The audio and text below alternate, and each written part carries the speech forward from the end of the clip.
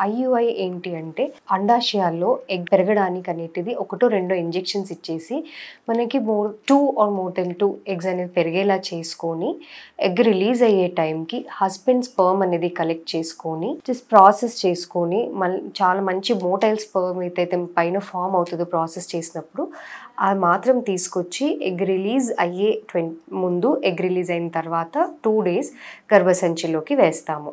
ఇది IUI. So ఐయుఐకి basic follow up ఎలా ఉంటుంది? First scan, husband semen analysis, వీటికి బేసిక్ ప్రొసీజర్స్ ఉంటాయన్నమాట. సో హస్బెండ్ సీమెన్ అనాలిసిస్లో కూడా మోర్ దెన్ 15 million కౌంట్ ఉంటే తప్ప ఐయుఐకి అనేది మనం వెళ్ళము. సో ఇవి అన్నీ బాగున్నప్పుడు ఒకసారి ట్యూబ్ టెస్ట్ చేసుకుంటాము.